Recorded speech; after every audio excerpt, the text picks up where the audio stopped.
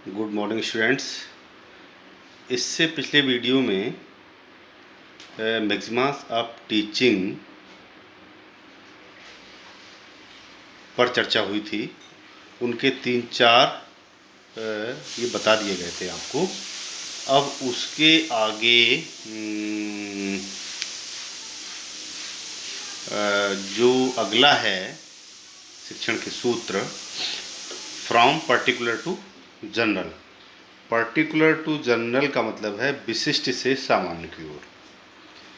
विशिष्ट से सामान्य का जो तात्पर्य होता है कि कोई भी ऐसी स्पेसिफिक वस्तु, कोई विशिष्ट वस्तु जिसको आप जनरलाइज करना चाहते हैं, उसके अकॉर्डिंग आपको विशिष्ट से सामान्य की ओर चलना होता है। जैसे शिक्षण के सामान्य उद्देश्य होते हैं, शिक्षण के विशिष्ट उद्देश्य होते हैं। विशिष्ट उद्देश्य क्या होते हैं कि एक प्रकार से लक्ष्य निर्धारित होते हैं।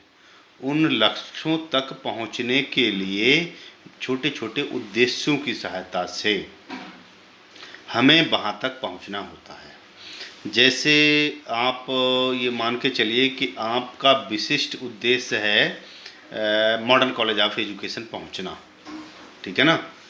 तो विशिष्ट सामान्य उद्देश्य में क्या होगा? सामान्य उद्देश्य में आप modern college of education Kanpur road से आ सकते हैं। मॉडर्न कॉलेज ऑफ एजुकेशन इधर आप बिजनौर रोड से आ सकते हैं।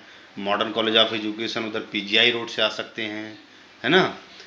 ये सामान्य उद्देश्य में आते हैं। अब दूसरा इसके अंतर्गत अगर आप देखें तो ये आता है कि मॉडर्न कॉलेज ऑफ एजुकेशन पहुंचने के लिए कोई बच्चा सामान्य उद्देश्य में पैदल आता है, कोई क्या है कॉलेज की बस से आता है, ये सब सामान्य उद्देश्य में। कोई ऑटो से आता है, ये भी सामान्य उद्देश्य में है।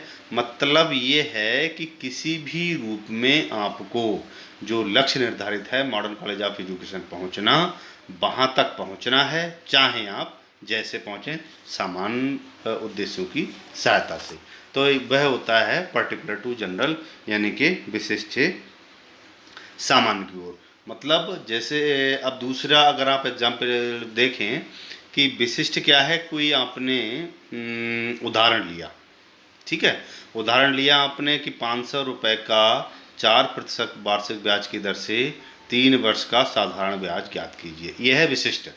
सामान्य क्या है? सामान्य वह है कि जो आपने इसका सूत्र निर्धारित कर लिया था या सूत्र रट लिया था। अब होना क्या है कि सूत्र को आपको यूज करना नहीं है, लेकिन सामान्य तक पहुंचना है। तो कैसे पहुंचेंगे? पहले 500 रुपये का, पहले 100 रुपये का ब्याज निकालिए, है ना। फिर 100 रुपये का एक दिन का ब्याज निकालिए, ठीक है ना। फिर 100 रुपये की जगह फिर 500 रुपये का एक दिन का ब्याज निकालिए, है ना। फिर 500 रुपये का 1 वर्ष का ब्याज निकालिए, फिर 500 रुपये का 4 वर्ष का ब्याज निकालिए, है ना। तो ये सारी कंडीशन आप अगर फुलफिल करते चले जाएंगे तो लास्ट मोमेंट पे आपके पास एक समान सूत्र बन के आएगा। जो मूलधन जो आपका 500 रुपये था, दर जो थी आपकी जो भी थी वह, और उसके बाद नेक्स्ट जो वो होगा वह आपके पास बनकर आएगा। तो वह होगा विशिष्ट से सामान्य की ओर। उसके बाद आता है फ्रॉम होल टू पार्ट, यानी पूर्ण से अंश की ओर। पूर्ण से अंश की ओर का मतलब होता है कि जैसे आपने बच्चे को पूर्णता की जानकारी दे दी कि बच्चा जानता है कि ये कौवा है, ये तोता है, ठीक है, ये कोयल है, ये मुर्गा है ना। तो पूर्ण रूप से आपने कौवे को बता दिया कि ये काला है और ये कौवा है, उड़ने वाला पक्षी है, ये हरा है, ये तोता है, ठीक है ना। ये ज़मीन पर चलने वाले में ये भैंस है, ये गाय है ना, ये बकरी है, ये भेड़ है, ये बैल है। इस प्रकार से आपने पूर्णता की जानकारी बच्चों को दे दी। अब अंश का मतलब है कि आपको उसके छोटे छोटे अंश के बारे में बताना कि भैंस के या गाय एक पालतू जानवर है, ठीक है ना। इसके 2 सींग होते हैं, मुंह होता है ना। ये चारा खाती है, ये मांस नहीं खाती है। तो इस प्रकार से छोटे छोटे चीज़ों को आपको आप बताएंगे कि फ्रॉम होल टू पार्ट, उसके छोटे छोटे पार्ट को आप डिफाइन करेंगे या फिर बताएंगे कि अब कौआ है, कौआ कहाँ उड़ता है, कैसे उड़ता है, कहाँ रहता है, कैसे इसके पंख होते हैं, क्या खाता है, किसके साथ रहता है। तो ये सब के सब क्या हैं, ये उसके अंश हैं। तोता कहाँ रहता है, किस कलर का होता है, इसकी चोंच कैसी होती है, क्या खाता है ना, इसके पंख कैसे होते हैं, ये सभी की सभी चीज़ें आपको जो है बताती हैं कि अंश क्या है या स्मॉल पार्ट इसका क्या है। तो फ्रॉम होल टू पार्ट, ठीक है ना, पूर्ण से अंश की ओर। उसके बाद आप देखेंगे फ्रॉम इनडेफिनिट टू डेफिनिट, यानी अनिश्चित से निश्चित की ओर। अनिश्चित से निश्चित का मतलब होता है कि बालक को एक प्रकार से अनंत चीज़ों की जानकारी आप तोते की जानकारी दे दें, कोयल की भी जानकारी दे दें, कुत्ते की भी जानकारी दे दें, बैल की भी जानकारी दे दें, है ना। तो इन सभी जानकारियों को फ्रॉम इनडेफिनिट टू डेफिनिट, इन सभी एक तरीके से डेफिनेट का मतलब होता है एक लिमिटेड निर्धारित करना कि हम बच्चे को आज तोते के बारे में ही बताएंगे। तो तोता कि क्या खाता है, ठीक है, कहाँ रहता है, कौन उसके सहपाठी होते हैं, कैसे उड़ता है ना। तो ये सभी क्या हैं, इनडेफिनिट टू डेफिनिट की ओर। उसके बाद साइकोलॉजिकल टू लॉजिकल, यानी कि मनोविज्ञान से सामान्य की ओर कह सकते हैं इसको। तो मनोवैज्ञानिक नियमों या साइकोलॉजिकल टू लॉजिक का मतलब होता है मनोवैज्ञानिक से तार्किक की ओर। कि देखिए अगर हम मनोवैज्ञानिक नियमों का पालन तो प्रत्येक उसमें करते हैं, प्रत्येक ग्रुप में करते हैं, प्रत्येक कंडीशन में करते हैं। अगर किसी चीज़ को हम पढ़ा रहे हैं तो मनोवैज्ञानिक नियमों से तार्किकता की ओर का मतलब है कि कोई भी कंटेंट हम लॉजिकली रूप में पढ़ाएं और उसके बाद व्यवहारिक रूप में उसका प्रयोग करने लगें, तो समझ लीजिए मनोविज्ञान से लॉजिकल की ओर इसको हम बता सकते हैं।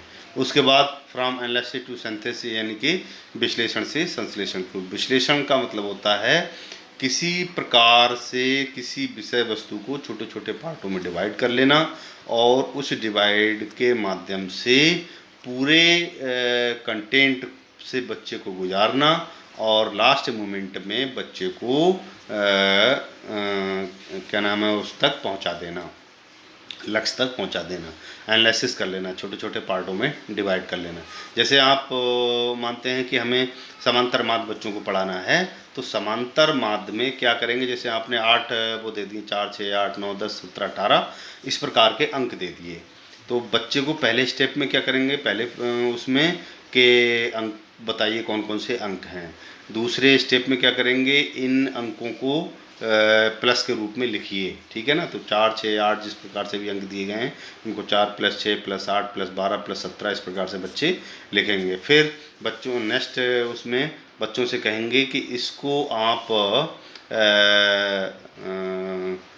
जोड़िए। तो जब बच्चे जोड़ेंगे फिर नेक्स्ट उसमें आप कहेंगे कि इनको आप नंबर को काउंट कीजिए, कितने टोटल नंबर हैं, ठीक है ना। जैसे 5 नंबर हैं तो टोटल जोड़ प्लस बटे 5 बराबर जो आएगा, फिर उसको आप कहेंगे कि अब इनको भाग करिए, तो जो आएगा वह होगा उसका आंसर, यानी समांतर माध्य। तो ये तो हो गया एनालिसिस, यानी विश्लेषित कर दिया आपने उस चीज़ को, और फिर इस पूरे विश्लेषण को एक साथ करके आपको बच्चों को बताना है, तो ये हो गया उसका सिंथेसिस। उसके बाद फॉलो नेचर, यानी कि जो प्रकृति का उसको प्रकृति नेचर है उसको आप कैसे फॉलो करेंगे। ट्रेनिंग द सीन्स और इनकॉर्डमेंट ऑफ सेल्फ स्टडी। तो ये जो मेंस जो शिक्षण के सूत्र हैं, शिक्षण के सूत्र यहाँ तक हैं, from analysis to synthesis. Follow nature यानी प्रकृति नेचर को कैसे हम फॉलो करेंगे, और ट्रेनिंग टू सिंथेसिस, है ना। इन सभी को हम एक बार फिर मैक्सिमा में चर्चा करेंगे, यानी शिक्षण के सूत्र में चर्चा करेंगे। तो शिक्षण के जो सूत्र थे वह आपको क्लियर हो गए होंगे। अगर किसी भी शिक्षण सूत्र पे आपको कोई भी डाउट है तो उसको आप एक बार ग्रुप पे बता दीजिएगा या फिर मुझे बता दीजिएगा। उस शिक्षण के सूत्र को मैं दोबारा से आप लोगों को बता दूंगा। नहीं तो नेक्स्ट वीडियो में नेक्स्ट कंटेंट पे चर्चा होगी। तब तक के लिए घर पे रहिए, स्वस्थ रहिए और नियमित अध्ययन करते रहिए। धन्यवाद।